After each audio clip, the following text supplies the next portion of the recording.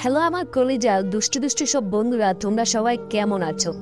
আশা করি তোমরা অনেক বেশি ভালো আছো। বন্ধুরা, আজকে তোমাদের জন্য একটা দারুণ ইন্টারেস্টিং একটা গল্প নিয়ে হাজির হয়ে গেলাম। আজকের এই গল্পটা তোমাদের অনেক কমেন্ট করেছিলে, আমাকে অনেকেই রিকোয়েস্ট করেছিলে। বন্ধুরা, আজকে যে গল্পটা তোমাদের জন্য নিয়ে হাজির হয়েছি, এই গল্পটি হচ্ছে ভাই এবং বোনের। বন্ধুবা, আসলে আমি একজন বিবাহিতা নারী, কিন্তু বন্ধুরা, আমার স্বামী সে আরও একটি বিয়ে করে ফেলে, যার ফলশ্রুতিতে আমি তাকে আসলে ছেড়ে চলে আসি। কিন্তু বন্ধুরা, আমি আমার বাপের বাড়িতে চলে আসার পর আমার মা বাবার অবস্থা খুব একটা বেশি ভালো না। কিন্তু বন্ধুরা, আমার একটি ভাই আছে, আর সেই ভাই হচ্ছে ছোট ভাই। কিন্তু বন্ধুরা, একটা নারী সে যতই চেষ্টা করুক, একা একা সে থাকতে পারে না। তার আসলে এমন সময় আসে যে তার কাউকে না কাউকে তো লাগেই। তখন তার ভাইকে, কে তার বাবা, তার চোখে কোনো কিছুই লাগে না। তখন তার চোখে সব পুরুষকেই এক মনে হয়। আজকে বন্ধুরা, আমি আমার জীবনের ছোট একটি গল্প নিয়ে তোমাদের মধ্যে হাজির হব। আমি জানি না আমি আমার জীবনের কতটুকু পার্ট তোমাদেরকে শোনাতে পারবো, তবে এই ভিডিওতে তোমরা অনেক কিছুই ইন্টারেস্টিং টুইস্ট সব কিছুই পাবে। তোমরা যারা ভাই এবং বোনের গল্প শোনার জন্য অধীর আগ্রহে বসে আছো, বন্ধুরা, আজকের ভিডিওটি শুধুমাত্র তাদের জন্যই। তাহলে কানে একটি হেডফোন গুঁজে এখনই বসে পড়ো আর শুনে পড়ো আমার গল্পটি। বন্ধুরা, আমার নাম হচ্ছে পপি, আর আমার এখন বয়স খুব একটা বেশি না। আমার এখন বয়স হচ্ছে মাত্র 28 বছর বয়স। হ্যাঁ, তোমরা অনেকেই আমাকে বলতে পারো যে পপি আপু, তোমার যা বয়স, বা আমরা ভিডিওতে তোমাকে যেই চেহারাতে দেখতেছি, তোমার যা ফেস, তোমার যা বডি শেপ দেখে কিন্তু বোঝার উপায় নেই যে তোমার বয়স 28 বছর। আমাকে দেখলে অনেকেই ভাবে যে আমার বয়স মনে হয় 35 থেকে 40 বছর। কিন্তু বন্ধুরা, এই ভুলটা আসলে অনেকেই করে বসে। আমার বয়স মোটেও এত না। আসলে আমার স্বাস্থ্যটা একটু বেড়ে গেছে। আমি একটা সময় খুব বেশি স্বাস্থ্য সচেতন ছিলাম, খুব ডায়েট করতাম, তারপর হচ্ছে জিম করতাম, খুব নিয়ম আমি খুব সুন্দরভাবে ফলো করতাম। কিন্তু বন্ধুরা, এখন আর এত নিয়ম মানি না। এখন বিয়ে হয়ে গেছে, তাছাড়া আমি এখন এক বাচ্চার মাও হয়ে গেছি। হ্যাঁ, বিয়ের পরে দেখবেন, সে ছেলে হোক কিংবা মেয়ে হোক, বিয়ের আগে দেখবেন ছেলেরা চুলে কালার করে, চুল এভাবে না এইভাবে কালার করে রাখতে হবে, সেট করে রাখতে হবে, জেল দিতে হবে, ক্রিম ব্যবহার করতে হবে, মেয়েরা মেকআপ করতে হবে, পার্লারে যেতে হবে, চুল স্ট্রেট করতে হবে, জিন্সের প্যান্ট পরতে হবে, কত কিছু সাজুগুজু করে। কিন্তু বন্ধুরা, ছেলে হোক বা মেয়ে হোক, বিয়ের পরে দেখবেন সবাই চেঞ্জ হয়ে যায়।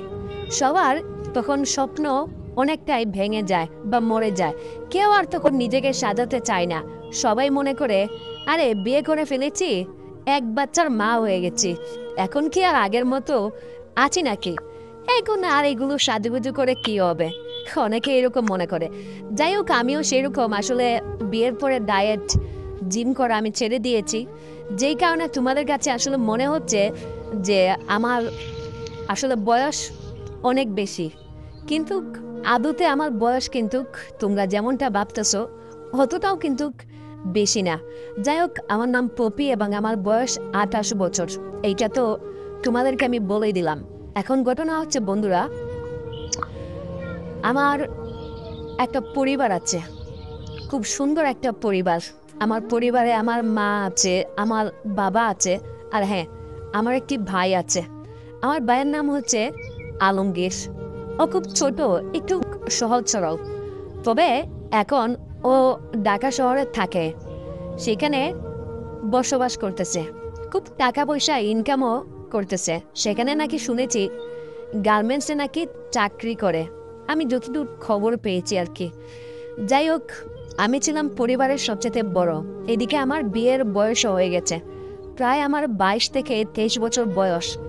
আমার মা বাবা চাচ্ছিল তারা আমাকে ধুমধামভাবে বিয়ে দিবে, এবং আমার বাবা একটা সরকারি চাকরি করত। যেহেতু সরকারি চাকরি করতো, সেহেতু একটা পেনশন ছিল আমাদের। আর সরকারি চাকরি থাকাকালীন মূলত তখন আমার ভাই আসলে চাকরি বাকরি কোনো কিছু করতো না, তখন সে পড়াশোনা করত, আমিও পড়াশোনা ছিলাম। তো বাবা আমাদেরকে মূলত দুজনকে পড়াশোনা করাতো, তারপর হচ্ছে আমাদের সংসারটা চালাতো। বাবা যেটুকু টাকা বেতন পেত, সরকারি চাকরি মানে যে খুব একটা বেশি বেতন ছিল তাও কিন্তু না। বাবা সরকারি কর্মকর্তা, কিন্তু অনেক শ্রেণী ভেদ আছে। বাবা কিন্তু একটু নর্মাল লেভেলে চাকরি করত, এই 25-30 হাজার টাকা এরকম হবে বেতন পেত। তো এই টাকা দিয়ে আসলে আমাদের পড়াশোনা, তারপর হচ্ছে সংসার চালানো, খরচ বাবদ সব কিছু লেগে যেত। বাবা কোনো টাকা পয়সাই আসলে জমাতে পারেনি। তবে বাবা পেনশনে এককালীন কিছু টাকা পেয়েছিল, সেই টাকা দিয়েই বাবা আমার বিয়েটা দেন। আমার জন্য বাবা আসলে উকিলের মাধ্যমে, মানে যাকে আমরা আগেকার দিনে ঘটক বলতাম আর বর্তমানের দিনে বলি হচ্ছে আমরা উকিল, সেই উকিলের মাধ্যমে বাবা একটা ভালো একটা পাত্রের খোঁজ পেয়েছে, যেই পাত্রটা মোটামুটি ভালো বলা চলে এবং তাদের আর্থিক অবস্থাও খুব ভালো। তাছাড়া যেই ছেলে, সেই ছেলেটাও মোটামুটি স্বাস্থ্য ভালো, তারপর হচ্ছে শরীর তরতাজা আছে। আর সবচেয়ে বড় কথা হচ্ছে তিনি একজন ব্যবসায়িক মানুষ। তার বেশ কয়েকটি ব্যবসা প্রতিষ্ঠান, দোকান রয়েছে, কাপড়ের বিজনেস রয়েছে, তারপর হচ্ছে তার আরও বেশ কিছু পাইকারি দোকান রয়েছে। তো আমার জন্য বাবা এইটাই ঠিক করেছে। আমিও আসলে বন্ধুরা কখনো কোনো প্রেম, ভালোবাসা, রিলেশন এইগুলোতে জড়াই নাই। আসলে কি বলেন তো, বর্তমান যুগের ছেলেমেয়েরা অনেকে কিন্তু প্রেম, ভালোবাসা, রিলেশন করবেই। আপনি 100-র মধ্যে 90% মেয়ে এখন বর্তমানে পাবেন, তারা কেউই ইনট্যাক্ট নাই, সবাই ব্যবহার হয়ে গেছে। কেউ না কেউ কোনো না কোনোভাবে প্রেম ভালোবাসায় জড়িত বা লিপ্ত। কিন্তু আমি আসলে এরকম একদমই ছিলাম না, কারণ আমার সবসময় ছিল যে মা বাবা আমার জন্য যাকে পছন্দ করবেন আমি তাকেই বিয়ে করব। যাই হোক, আমার ইচ্ছাতেই আসলে বিয়েটা ঠিক হয়েছে।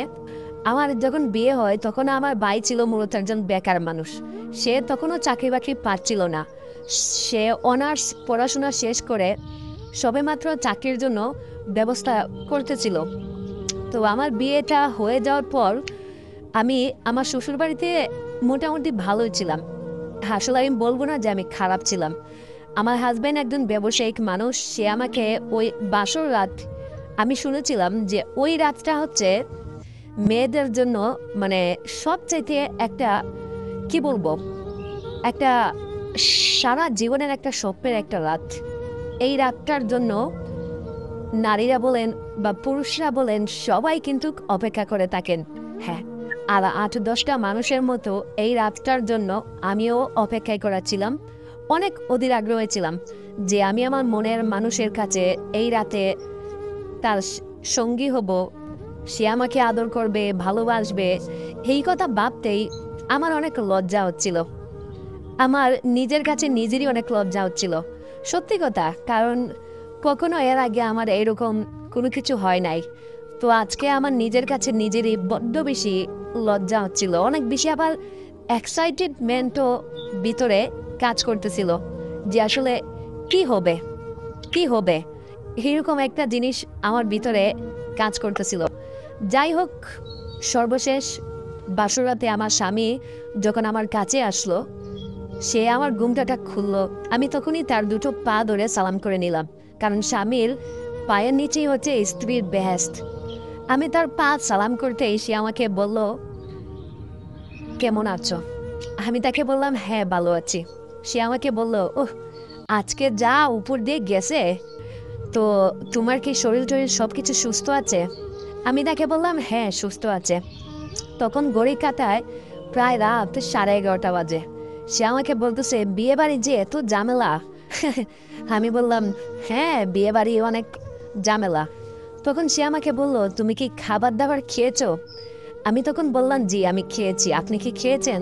সে আমাকে বলল, খাইনি, আর খাবারও ইচ্ছে করতেছে না। যাই হোক, এই তোমার কি অবস্থা পপি? তখন সে আমার মুখের ঘুমটাটা সরিয়ে আমাকে এক দৃষ্টিতে আমার দিকে তাকিয়ে আছে।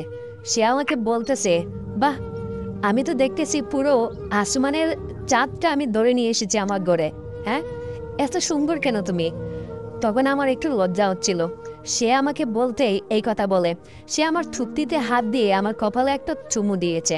সে আমাকে বলল আমাকে সে অনেক আদরে রাখবে, অনেক ভালোবাসবে, এবং এই সে আমার সমস্ত স্বপ্ন আবদার সব কিছু পূরণ করবে, এবং সে আমাকে অনেক বেশি ভালোবাসবে। এবং সে আমাকে বলেছিল ওই রাতে যে আমি কোনো ছেলেকে প্রেম করেছি কিনা বা কারোর সঙ্গে কোনো অনৈতিক সম্পর্ক করেছি কিনা।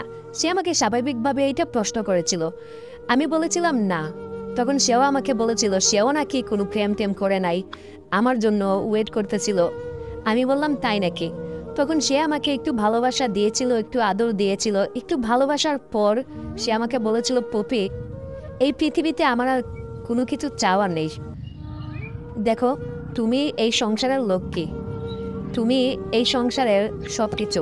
আজকে থেকে এই বাড়িটা আমার একার না, আজকে থেকে এই বাড়ির ভাগিদার তুমিও। পপি, তুমি আমার মা এবং বাবাকে ভালো রেখো, তাদের সঙ্গে কখনো খারাপ আচরণ বা খারাপ ব্যবহার করো না। দেখো, ওরাই তো আমাকে মানুষ করেছে। ওরা যদি একটা সময় তোমাকে গালিও দেয়, তুমি কোনো কিছু তাদেরকে মুখে মুখে তর্ক করিও না। আমার কাছে বইলো, কোনো সমস্যা হইলে বা কোনো কিছু তোমার দরকার পড়লে আমাকে তুমি যে কোনো সময় বলতে পারো। আমি সেই রাতে ভেবেছিলাম যে আমি মনে হয় পৃথিবীর সেরা মানুষটাই আমার জীবন সঙ্গী হিসেবে আমি পেয়েছি। কিন্তু বন্ধুরা, আমি আদতে জানতে পারতাম না যে এই মানুষটা আমার সঙ্গে এত বড় একটা বিশ্বাসঘাতকতা করবে। তো ওই রাতে সে আমাকে প্রচুর পরিমাণে ভালোবাসা দিয়েছিল। সকালবেলা ঘুম থেকে উঠে আমার কাছে মনে হয়েছে আমি পৃথিবীতে যতদিন বেঁচেছিলাম, আমি পৃথিবীর সবচেয়ে শ্রেষ্ঠতম একটি রাত আজকে আমি কাটিয়েছি। আমার স্বামী আমাকে যথেষ্ট পরিমাণ ভালোবেসেছিল, আদরও করেছিল, এবং তার বুকে আমাকে জায়গা দিয়েছিল। তো তার আচার আচরণ বেশ কিছুদিন ভালোই ছিল। এইভাবে তার সঙ্গে আমি একটানা সংসার করতে শুরু করলাম। কিন্তু বন্ধুরা, এই মানুষটা আমাকে দিনের পর দিন আমাকে ধোঁকা দিয়ে যাচ্ছিল।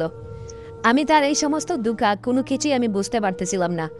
এই মানুষটা আসলে তার এই ভালো মানুষের চেহারার ভিতরে তার যে আরও একটা মানুষ বাস করে, আমি কখনোই তার ওই দ্বিতীয় চেহারাটা, আমি কখনোই সেই চেহারাটা দেখতে পারি নাই। বন্ধুরা, সে আরও একটি বিয়ে করেছে। আমাকে বিয়ে করার আগে সে আরও একটি মেয়েকে বিয়ে করেছে, এবং সে বউকে সে একটি শহরের বাসাতে রাখে, এবং ওই ঘরে আরও একটি মেয়ে আছে। চি, আমি তাহলে 2 নম্বর বউ? আমি যেদিন এটা শুনেছিলাম, আমি নিজেকে নিজেই বিশ্বাস করতে পারতেছিলাম না। মনে হচ্ছিল আমি আর পৃথিবীর বুকে নাই, আমি একেবারে উপরে চলে যাই। বন্ধুরা, এই ঘটনাটা আমি একদিনই জানতে পারি নাই। আমি বিয়ের পর দিনের পর দিন তার সঙ্গে 5টি বছর আমি সংসার করেছি। বিয়ের পর আমার একটি ছেলেও হয়েছে। তার নাম রেখেছিলাম আমি আইমান। বন্ধুরা, আমার ছেলের নাম রাখার পর হঠাৎ করে একদিন আমি স্কুলে ছেলেকে আনা নেওয়া করি। আমার হাজবেন্ড যেহেতু একজন ব্যবসায়িক মানুষ, সে আসলে সময় দিতে পারে না।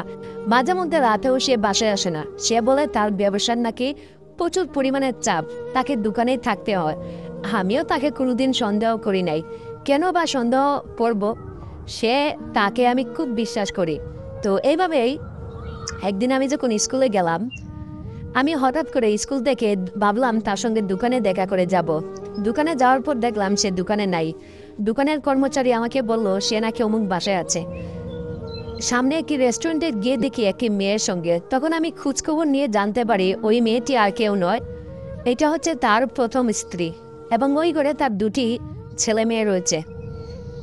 এই কথাটি যেদিন আমি শুনতে পারলাম, আমি জানলাম, বিশ্বাস করবেন, আমার স্বপ্ন সেদিন সব ভেঙে গিয়েছিল। নিজেকে আমি সেদিন বিশ্বাস করতে পারতেছিলাম না। তখন আমার স্বামীর প্রতি খুব রাগ হচ্ছিল। আর তাছাড়া আমি খুব একরুক একটা মানুষ। আমি দেখতে যতটা আসলে নিশ্চুপ বা যতটা নিরুপায়, আমি আসলে ঠিক ততটাই আসলে কি বলবো, জেদি এবং ততটাই রাগী একটা মানুষ। আমি ঠিক তার এই সমস্ত ব্যথা আমি সহ্য করতে পারি নাই। আমি আমার শ্বশুর শাশুড়িকে বিষয়টা জানাই।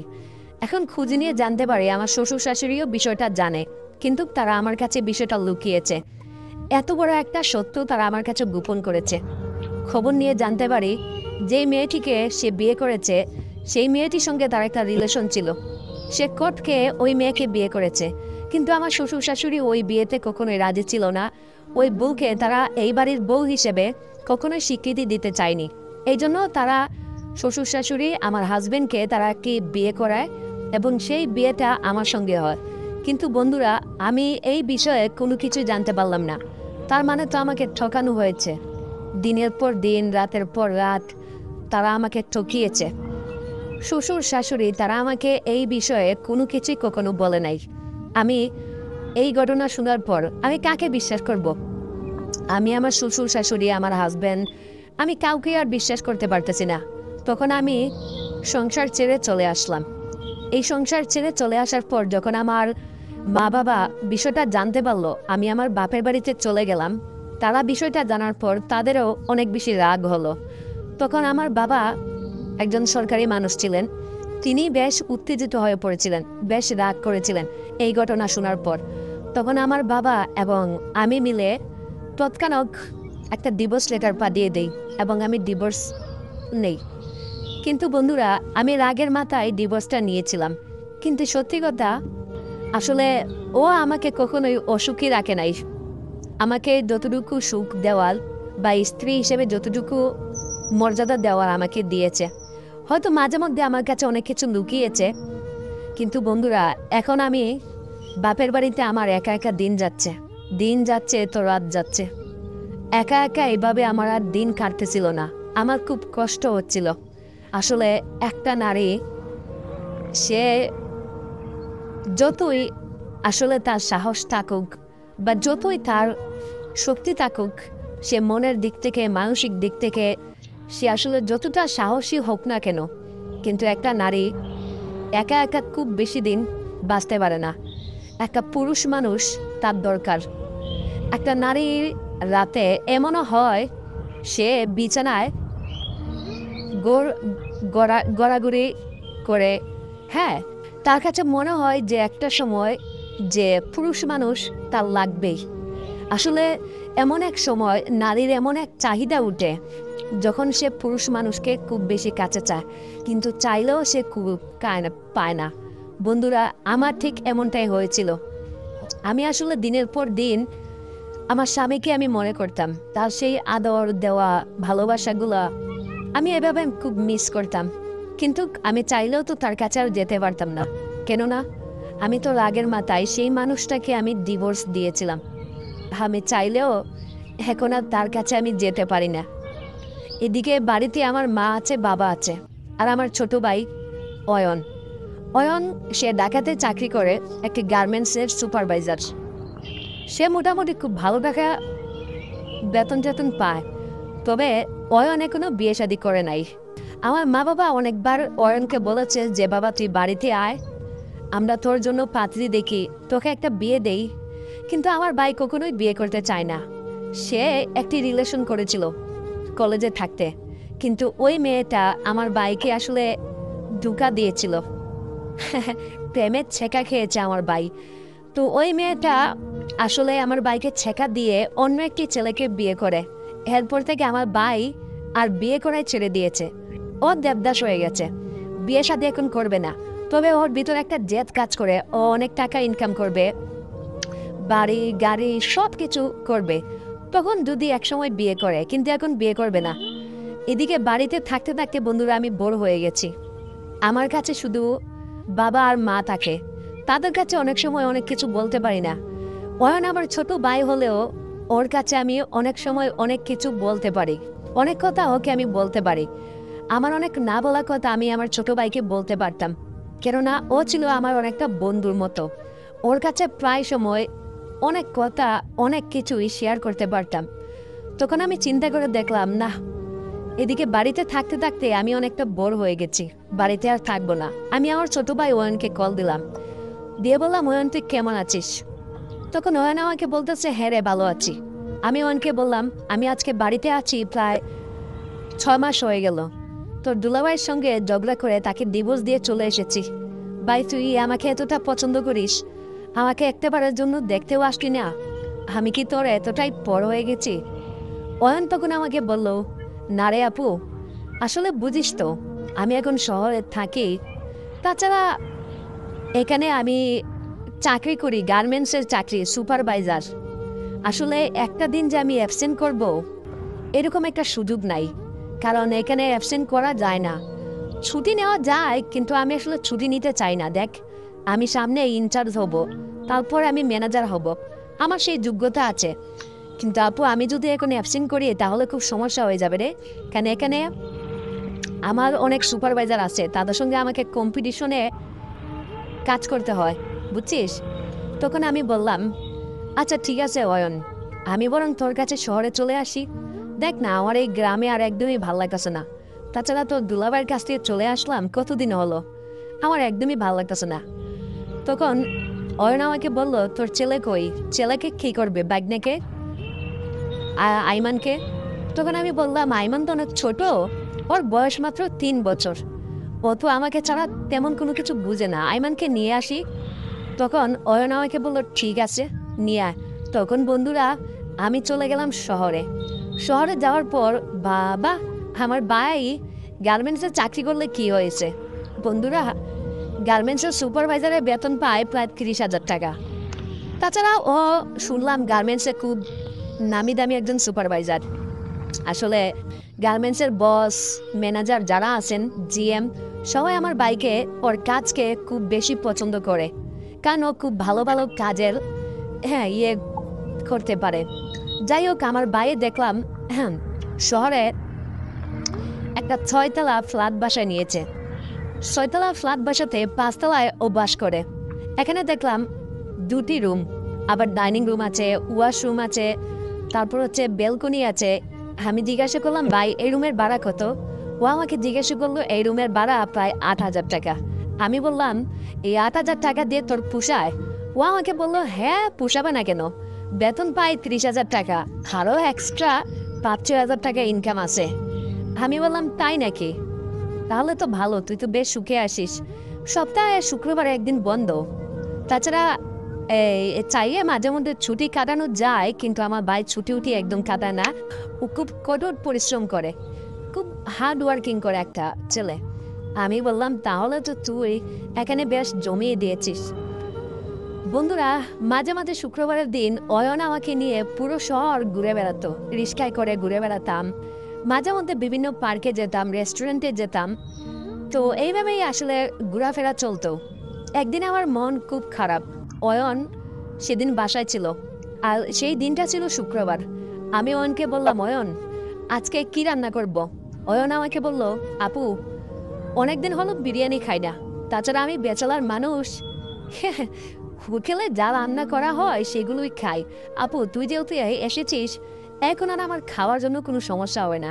আজকে একটা দেশি মুরগি নিয়ে আসি আর বিরিয়ানি রান্না করা, আপু আজকে বিরিয়ানি খাই। আমি বললাম, বাহ, আইডিয়াটা বেশ ভালো। তখন বন্ধুরা আমরা বিরিয়ানি খাওয়া শুরু করে দিলাম। বিরিয়ানি খাওয়ার পর আমার ভাই অয়ন ও রুমে একটু ঘুমাচ্ছিল। আমি বেলকনিতে গিয়ে মন খারাপ করে এই বড় বড় শহরে দালানকুটা দেখতেছিলাম, আর এই শহরের ব্যস্ত মানুষগুলোকে দেখতেছিলাম। কেউ কারো কথা চিন্তাও করে না, কেউ কারো দিকে তাকায়ও না। সবাই নিজেকে নিয়ে ব্যস্ত, কেউ কারোর জন্য এই শহরে ব্যস্ত না। আসলে আমার মনটা সেদিন খুব খারাপ ছিল একটা কারণে। সেদিন আইমানের বাবার কথা খুব মনে পড়েছিল। আমার কাছে মনে হয়েছিল, সেদিন খুব বৃষ্টি হচ্ছিল, খুব জোরে বৃষ্টি হচ্ছিল এই শহরে। আসলে এই শহরের দালান কোঠা আসলে এত এত বিল্ডিং এর মাঝ দিয়ে মনে হচ্ছিল বৃষ্টিটা ভেঙে পড়েছিল। আমার মনেও সেদিন খুব কান্না জমেছিল। মনে হচ্ছিল চোখ দিয়ে, আমার 2 চোখ দিয়ে জল বেরিয়ে আসবে, কিন্তু আমার চোখ দিয়ে জল আসে না। আমার চোখের সব পানি, সব জল একেবারে শুকিয়ে গেছে, জল আর আসে না। আমার সেদিন মনে হয়েছিল একটা মানুষকে আমি খুব মিস করতেছি, আর একটা পুরুষ মানুষ যদি এখন আমার পাশে আসতো, আমাকে যদি এখন পিছন থেকে এসে জড়িয়ে ধরতো, এই বৃষ্টির সময় আমাকে একটু আদর করত। একটা মেয়ে মানুষ আসলে তার টাকা পয়সা যত যাই কিছু থাকুক, কিন্তু একটা মেয়ে মানুষ দিন শেষে একটা পুরুষ মানুষকে মিস করে, তার কিছুটা ভালোবাসার অভাব থাকে। আমারও ঠিক বন্ধুরা ওই দিন এমনটাই মনে হচ্ছিল। কি করব আমি সেদিন, কোনোভাবে আমি কোনো কিছু সেদিন বুঝতে পারতেছিলাম না। কি করব আমি, কি করারই বা আমার আছে, আমার মাথায় কোনো কিছুই কাজ করতেছিল না। যাই হোক, এইভাবে চিন্তা করতে করতে দিনগুলো কেটে গেল। তো সেদিন রাতে আমি অয়নকে বললাম, অয়ন আজকে আমার একদম ভালো লাগতেছে না, দেখ না তুই এক রুমে থাকিস, আমি এক রুমে থাকি, আজকে আমি তোর সঙ্গে শুব। অয়ন আমাকে বলল, আমার সঙ্গে শুবি? আপু, তোর এখন বিয়ে হয়েছে, তুই অনেক বড় মানুষ, আমিও খুব বড় হয়েছি, এখনো কি তুই আমার সঙ্গে শুবি? আমি অয়নকে বললাম, হ্যাঁ, আমি তোর সঙ্গে শুব। তোর কোনো সমস্যা আছে? যদি তোর কোনো সমস্যা থাকে তাহলে আমাকে বলতে পারিস। তখন অয়ন বলল, হ্যাঁ, কি সমস্যা, তুই আমার সঙ্গে শো। অয়ন আমাকে তখন বলল, আপু, বিকালে দেখলাম তোর মন খারাপ ছিল, কেন রে? তোর মন খারাপ কেন? তুই আমাকে বললি আমার কাছে আসবি, শহর ঘুরবি, শহর দেখবি, কিন্তু এসে তুই মন খারাপ করে বসে আছিস। আপু, তোর মন খারাপ দেখতে আমার একদম ভাল লাগে না। তুই কি দুলাভাইকে মিস করতেছিস? অয়ন বিষয়টা বুঝে ফেললো। আমি বললাম, দুলাভাইকে তো মিস করি না, কিন্তু মাঝে মধ্যে কোনো একজনকে মিস করি, ভালো লাগে না রে। আচ্ছা অয়ন, তোর তো বিয়ের বয়স হয়েছে, ওই একটা মেয়ের সঙ্গে রিলেশন করেছিস, ওই মেয়েটা তোকে ছেঁকা টেকা কি দিয়ে গেছে না দিয়ে গেছে বাপু, এত কিছু বুঝিও না। হ্যাঁ, ওই মেয়েটা তোকে ছেড়ে অন্য একটা ছেলেকে বিয়ে করলো, কিন্তু তুই তো ওর কথা ভেবে এখনো বসে আছিস, ওকে ছাড়া এখনো তো কাউকে বিয়ে করতেছিস না।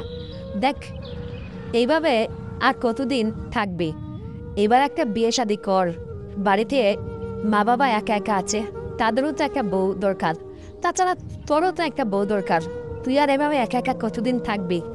ওই মেয়েটা তো তোকে ছেড়ে অন্যের ঘর ঠিকই সুখে শান্তিতে আছে, রাতে তার বিছানা ঠিকই গরম করতেছে, তুই তো এদিকে তার কথা চিন্তা করে করে দিনে তো ঠিকই জেদ করে কাজ করিস, কিন্তু রাতে তো ভাই তোরও মন খারাপ থাকে। অয়ন আমার এই কথা শুনে সে আর কোনো কিছু বলল না, তারও মনটা অনেক বেশি খারাপ হয়ে গেল। সেদিন সে রাতে সে ঘুমিয়ে পড়েছে। আমি দেখলাম অয়ন যখন ঘুমিয়ে আছে, ওর মুখটা খুব মায়াবী, খুব কিউট লাগতেছে ওকে। ও ঘুমের মাঝে আমাকে জড়িয়ে ধরেছে। ও সেদিন ভেবেছিল হয়তো কুলবালিশ। অয়ন আসলে কুলবালিশ নিয়ে ঘুমাতে খুব বেশি পছন্দ করে। ও সেদিন কুলবালিশ ভেবে, কুলবালিশ মনে করে আমাকে জড়িয়ে ধরে ঘুমিয়ে পড়েছে। আমিও অয়নকে সেদিন বাধা দেই নাই। ও যেহেতু জড়িয়ে ধরেছে, আমিও অয়নকে আরও বেশি জড়িয়ে ধরে সেই রাতে ঘুমিয়েছিলাম। বন্ধুরা, সকালবেলা ঘুম থেকে উঠে দেখে আসলে ছেলেরা তো লুমিয়ে পড়ে ঘুমায় রাতে, তাছাড়া রাতে যখন ছেলেরা তো ঘুমায় ঠিকই, কিন্তু সকালবেলা উঠে তাদের লুঙ্গি আর জায়গা মতো থাকে না। অয়নের ঠিক সেদিন একই অবস্থা ছিল। রাতে তো ঘুমিয়েছে খুব ভালোভাবে, খুব সুন্দর করে, কিন্তু সকালবেলা উঠে ঘুম থেকে দেখে ওর লুঙ্গি পায়ের কাছে, আর একেবারেই পুরো। তারপর দেখে ও আমাকে জড়িয়ে ধরে সারা রাত ঘুমিয়েছে। তখন অয়ন আমাকে বলতেছে, ইস পপি আপু, তুই আমাকে রাতে একটাবার বলবি না? দেখ, এই জন্যই রাতে আমি তোর সঙ্গে শুতে চাইনি। দেখ তো, সারা রাত কুলবালিশ মনে করে তোকে জড়িয়ে ধরে ঘুমিয়েছে। ইস আপু, আমাকে ক্ষমা করে দিস। আমি তখন অয়নকে বললাম, তাতে কি হয়েছে? সত্যি কথা বলতে অয়ন, আজকে রাতটা আমার জন্য অনেক বেশি স্পেশাল ছিল। দেখ, আমি চাইলে কিন্তু তোকে বাধা দিতে পারতাম, কিন্তু আমি তোকে বাধা দেই নাই। আজকের রাতটা আমার জন্য স্পেশাল ছিল, আমার খুব ভালো লেগেছে রে। তাছাড়া তুই আমাকে জড়িয়ে ধরেছিস, আমিও খুব বেশি খুশি হয়েছি। এইভাবে প্রতিদিন আমাকে জড়িয়ে ধরে ঘুমাবি, আমার খুব ভালো লাগে রে। এই কথা বলতেই অয়ন একটা মুচকি হাসি দিল। মুচকি হাসি দিয়ে সে ওয়াশরুমে চলে গেল। সে বলল, আমার ডিউটিতে যেতে হবে, আমার ডিউটিতে দেরি হয়ে যাচ্ছে। এই কথা বলে অয়ন সে তার মতো চলে যাচ্ছে, আর এদিকে আমি আমার মতো আছি।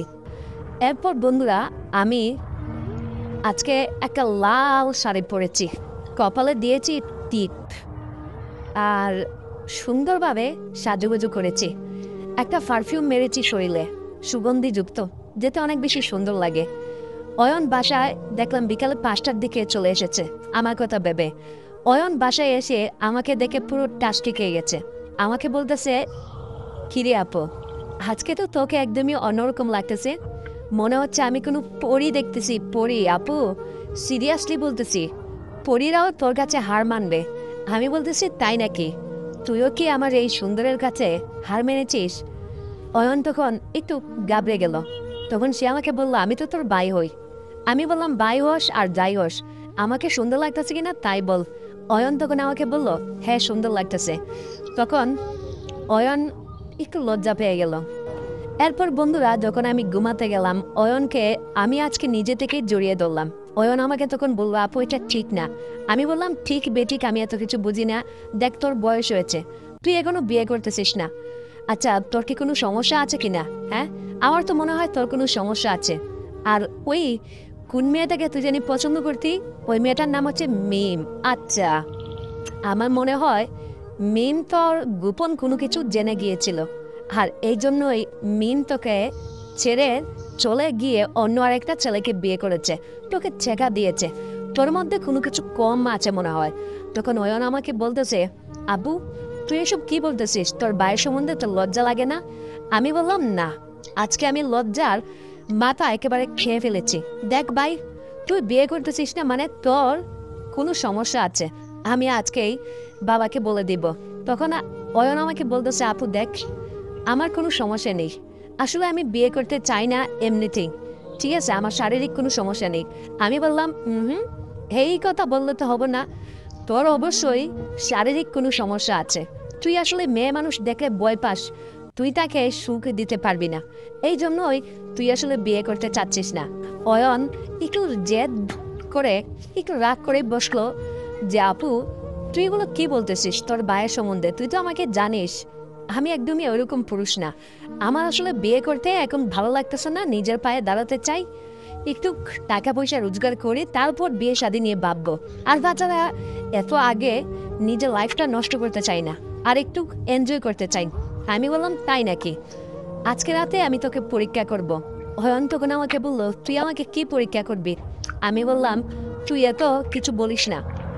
তারপর বন্ধুরা যা হলো, আমি অয়নকে পরীক্ষা করতে শুরু করলাম। ও লঙ্গির ভিতরে আমি হাত দিতেই ওরে বাপরে টাকি মাছ। তখন আমি অয়নকে বললাম, এটা কি কাজ করে না করে না? অয়ন আমাকে জেদ করে বলতেছে, দেখ তুই দেখ, সব কিছু যখন তুই বলতেছিস। তখন বন্ধুরা ওই রাতে অয়ন আর আমার মধ্যে, অয়নের মোটেও ইচ্ছা ছিল না, কিন্তু বন্ধুরা আমার সত্যি কথা বলতে অনেক ইচ্ছে ছিল, কিন্তু আমি আমার বাইকে আমার রূপের জালে ওই রাতে আমি ফাঁসিয়েছিলাম। এবং অয়নের সঙ্গে ওই রাতে আমার এমন একটি সম্পর্ক হয়েছিল, এমন একটা সম্পর্ক হয়েছিল যেটা আসলে ভাই এবং বোনের মধ্যে কখনো হয় না, স্বামী স্ত্রীর মধ্যে হয়।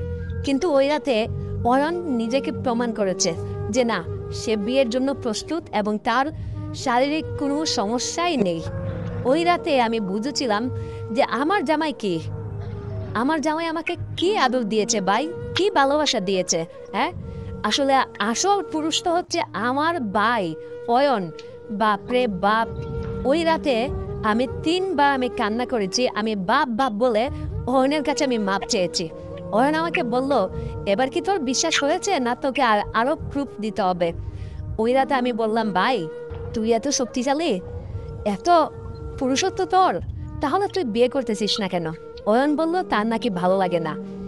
সত্যি কথা বলতে বন্ধুরা, আমি আমার জীবনে এরকম একটা পুরুষ চেয়েছিলাম, আমার ভাইয়ের মতো, যার আসলেই পুরুষত্ব আছে। কিন্তু আমার স্বামী, আমি ভেবেছিলাম যে এই মানুষটাই মনে হয় আসল পুরুষ, কিন্তু না, আসলে আমরা যাকে দুর্বল ভাবি সেই হচ্ছে আসল পুরুষ। যাই হোক বন্ধুরা, সেদিন রাতে ভাই আর আমার মধ্যে এই অবিচ্ছিন্ন ঘটনা ঘটে যায়। এরপর থেকেই অয়ন দেখলাম সে মাঝে মধ্যেই আমাকে বলে যে, আপু চল আজকে একটু। এইভাবে অয়ন আর আমার মধ্যে একটা ভালোবাসা চলে আসে। এখন অয়নও আমাকে ছাড়তে পারে না, আমিও অয়নকে ছাড়তে পারি না। আসলে বন্ধুরা, আমার বিয়ে হয়ে গেছে, ডিভোর্স হয়ে গেছে। তাছাড়া অয়ন এখনো বিয়ে করে নাই, বিয়ে করবে কিনা তারও কোনো গ্যারান্টি নাই। কিন্তু অয়ন বেচালার একটি বাসাতে থাকে, আমি অয়নের সঙ্গে থাকা শুরু করলাম। আর এই বাসাতে প্রতি রাতেই আমাদের মধ্যে স্বামী স্ত্রীর মতো সম্পর্ক হয় এখন। তো আসলে কে কখন কার সঙ্গে জুড়ে যায়, কখন কার সঙ্গে কি হয়, এইটা আমরা আসলে কখনোই কেউ বলতে পারি না। সব কিছু উপর থেকে সেট হয়ে আসে। এরপর থেকে বন্ধুরা এইভাবেই আমাদের জীবনটা চলা শুরু করলো। এখন এতদিন আমি একটা পুরুষের জন্য খুব কষ্ট করতাম, কান্না করতাম। আজকে আমার ভাই আমাকে এত একটা শান্তি দিচ্ছে, সুখ দিচ্ছে। অয়নও অনেক বেশি খুশি, অনেক বেশি হ্যাপি, কেননা এতদিন ও ছিল একজন বেচলার মানুষ। হোটেলে কি খেত না খেত তার কোনো গ্যারান্টি নেই, কিন্তু অয়নকে আমি এখন রান্না করে দিচ্ছি, বিরিয়ানি খাচ্ছে, তারপর হচ্ছে ও বাজার করে, আমি রান্না করি। তারপর ও বিয়ে না করেও আমার মতো একজন স্ত্রী পেয়েছে, একটা মেয়ে পেয়েছে, রান্নাও করে দিচ্ছি, আবার রাতের কাজও হচ্ছে, সব কিছুই হচ্ছে। এখন অয়নও অনেক বেশি খুশি, আর এদিকে আমিও অনেক বেশি খুশি। তো বন্ধুরা, আসলে জীবনকে আমরা যতই বলি না কেন যে জীবনকে আমরা আমাদের নিজেদের মতো করে সাজাবো, না, জীবন তার নিজ গতিতেই চলবে। আমরা যাকে চাই তাকে পাই না, আর যাকে চাই না আমরা তাকেই পাই। তো বন্ধুরা, আজকের গল্পটা তোমাদের কাছে কেমন লাগলো অবশ্যই তোমরা কিন্তু আমাকে চাইলে কমেন্ট করে জানাতে পারো।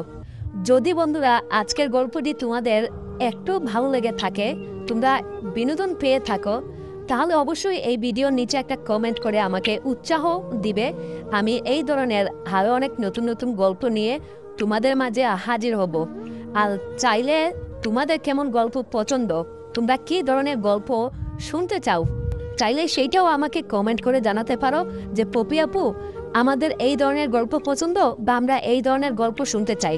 আমি চেষ্টা করব তোমাদের মন মতো গল্প নিয়ে হাজির হওয়ার জন্য। তো বন্ধুরা, তোমাদেরকে যাওয়ার আগে একটাই কথাই বলবো, যদি তোমরা আমার এই চ্যানেলে নতুন হয়ে থাকো তাহলে অবশ্যই আমার চ্যানেলটা সাবস্ক্রাইব করে দিবে। তো দেখা হচ্ছে নতুন ভিডিওতে, সেই পর্যন্ত ভালো থাকবে, সুস্থ থাকবে, টাটা।